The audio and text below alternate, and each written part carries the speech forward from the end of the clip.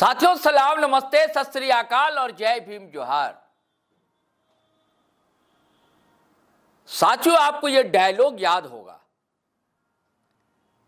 कि पैसा खुदा तो नहीं लेकिन खुदा से कम भी नहीं। जी साथियों, और ऐसा बोलने वाले थे दिवंगत स्वर्गीय राजकुमार दिलीप सिंह जूदेव, जशपुर राज घराने के राजकुमार। भारतीय जनता पार्टी में रहे, सांसद बने,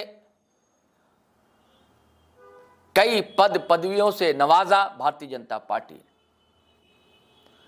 और उससे पहले दरअसल वो घर वापसी का एक आंदोलन चलाया करते थे छत्तीसगढ़ में, और छत्तीसगढ़ से जुड़ा है दोस्तों, आपको पता है झारखंड है, उड़ीसा है। तब ना छत्तीसगढ़ अलग हुआ था ना ही झारखंड अलग हुआ था, लेकिन बहुत तेजी से यह नाम उभर कर आया था। व्यवहार कुशल थे, कद्दावर शख्सियत थी और देखने में भी लहीम शहीम लंबे चौड़े थे।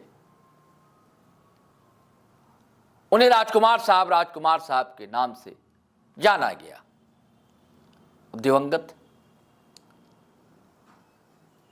उस दौर की जो लड़ाई थी दोस्तों, क्या अधूरी रह गई थी? अब क्या संघ परिवार उसे पूरी तरह खेलना चाहता है इस पूरे आदिवासी रेंज में? उड़ीसा, छत्तीसगढ़ और झारखंड। उड़ीसा से भी ये खबरें आई हैं कि एक फादर जो थे मसीही पुरोहित, उनसे जबरदस्ती नारे लगवाए गए, उनके मुंह में गोबर ठूस दिया गया। ऐसी कई खबरें आपको देखने और सुनने को मिल रही होंगी। फादर स्टेन का मामला बहुत पहले उसी दौर में हुआ था दोस्तों, बहुत पहले। लेकिन अब सारी चीजें अब सतह पर आ गई। दरअसल छत्तीसगढ़ में भी भारतीय जनता पार्टी की सरकार है और उड़ीसा में भी भारतीय जनता पार्टी की सरकार। और मैंने पिछले वीडियो में कहा था, जब निशा कुमारी भगत की चर्चा कर रहा था, कि झारखंड में भी क्या इसी खेल की तैयारी है। अब छत्तीसगढ़ में एक रवि भगत हैं दोस्तों, लेलूंगा, रायगढ़, तपकरा वो सब इलाका है, वहां के लेलूंगा के रवि भगत वनवासी कल्याण आश्रम से जुड़े हुए हैं, एबीवीपी से जुड़े हुए हैं, और मुखरता से इस बात को रख रहे हैं। वो कह रहे हैं, आदिवासी समाज से आते हैं, कि सरना ही दरअसल सनातन है और हम सनातन हैं, हम भोले बाबा भगवान शंकर के ही वंशजों में से। वो कहते हैं दरअसल अभी रायपुर में एक साहित्य उत्सव हुआ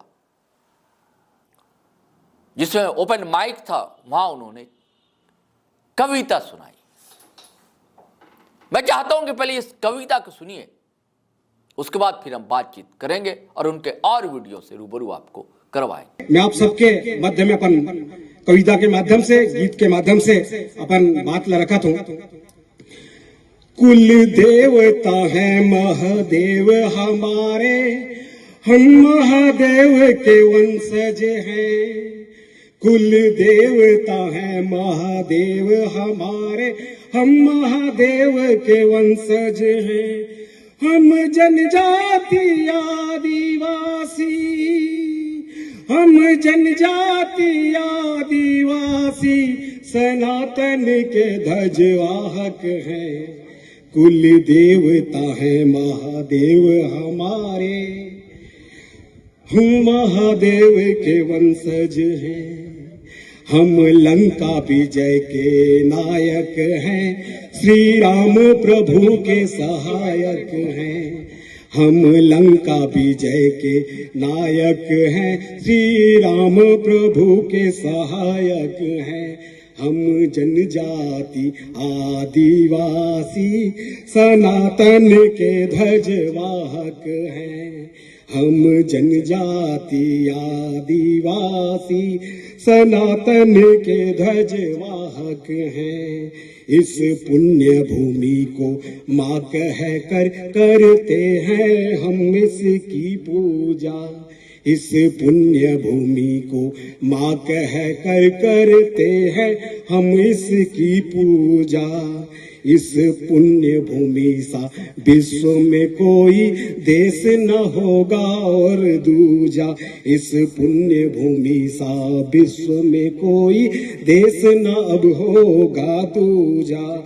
इस देश की पुण्य संस्कृति के हम ही तो लोक गायक हैं। हम जनजाति आदिवासी सनातन के ध्वजवाहक हैं। हम जनजाति आदिवासी सनातन के ध्वजवाहक हैं। मूल्यों पर कोई आँच पड़े तो जान निछावर करते हैं। मूल्यों पर कोई आँच पड़े तो जान निछावर करते हैं। जिसको हम अपना कहते हैं उनके लिए जीते मरते हैं। जिसको हम अपना कहते हैं उनके लिए जीते मरते हैं। महाराणा के संग हमने ही हल्दी घाटी में संग्राम किया। महाराणा के संग हमने ही हल्दी घाटी में संग्राम किया। दुश्मन के लिए टंट्या मामा और वीर नारायण से भयानक हैं। हम जनजाति आदिवासी सनातन के ध्वजवाहक हैं। हम जनजाति आदिवासी सनातन के ध्वजवाहक हैं। नर नारायण की सेवा में हम रानी दुर्गावती से शासक हैं। नर नारायण की सेवा में रानी दुर्गावती से शासक हैं। जब भक्ति में रम जाए तो हम गैरा गुरु से उपासक हैं। जब भक्ति में रम जाए तो गैरा गुरु से उपासक हैं। जब आए समर्पण की बारी, जब आए समर्पण की बारी रघुनाथ साहब बन जाते हैं। रानी माँ गाइडियल बन के अपना दायित्व निभाते हैं। हम राष्ट्र भक्त हम देश भक्त, हम राष्ट्र भक्त हम देश भक्त, बिरसा मुंडा महानायक है। हम जनजाति आदिवासी सनातन के ध्वजवाहक हैं। हम जनजाति आदिवासी सनातन के ध्वजवाहक हैं। कुल देवता हैं महादेव हमारे, हम महादेव के वंशज हैं। कुल देवता हैं महादेव हमारे, हम महादेव के वंशज हैं। महादेव की इस देश की संस्कृति को जब जब तोड़ने की बात आएगी, सनातन समाज की संस्कृति के ध्वज को लेकर जनजाति समाज का युवा और जनजाति समाज के बंधु आगे आते रहेंगे। तो आपने सुना, सारी बातें उन्होंने खोल कर रख दी हैं। उन्होंने साफ साफ कहा है कि हम सनातनी हैं। जनजाति आदिवासी शब्द का इस्तेमाल रवि भगत नहीं करते हैं, मुखरता से बोलते हैं। परखरता ही उनकी पहचान है रवि भगत की। रवि भगत ने खुलकर कहा है कि हम आदिवासी नहीं, सॉरी जनजातीय ही सनातन है और हम हिंदू हैं। और क्यों है, कैसे हैं, सारी इतिहास गाथा उन्होंने रख डाली इस कविता में। और अब सुनिए दोस्तों, दरअसल 24 मई को एक महारैली होने जा रही है दिल्ली में। निशा भगत वाले वीडियो में ये बातें हमने नहीं बताई, ये बातें बताते हैं रवि भगत। और गांव गांव ये लोगों को जगा रहे हैं, जागरूक कर रहे हैं आदिवासी समाज के बीच, बकौल उनके जनजातीय समाज के बीच कि डिलिस्टिंग बहुत जरूरी है, हमारा हक अधिकार छीना जा रहा, ईसाई मिशनरी हम पर हमला कर रही है। सीधे सीधे यही कहते हैं रवि भगत। एक दो वीडियो है, ये भी आप सुन लीजिए दोस्तों, फिर हम बातचीत करते हैं। चलो जाबो रे दिल्ली भाई, डील लिस्टिंग के लड़े लड़ाई। चलो जाबो रे दिल्ली भाई, डील लिस्टिंग के लड़े लड़ाई। रवि भगत हर देवते न्योता करत हवे आह्वान। डील लिस्टिंग के लड़ाई लड़े जाबो दीदी भैया सियान। कार्तिक बाबा के सपना के खातिर लगा देबो अपन जान। डील लिस्टिंग के लड़ाई लड़े जाबो दीदी भैया सियान। चल जाबो रे दिल्ली भाई, डील लिस्टिंग के लड़े लड़ाई। चल जाबो रे दिल्ली भाई, डील लिस्टिंग के लड़े लड़ाई।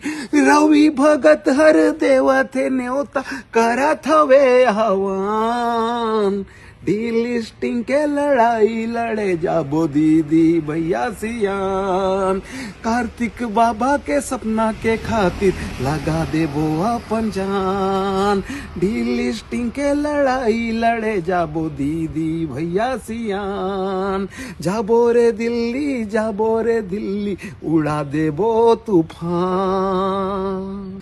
चलो जाबो रे दिल्ली भाई, डील लिस्टिंग के लड़े लड़ाई। चलो जाबो रे दिल्ली भाई, डील लिस्टिंग के लड़े लड़ाई।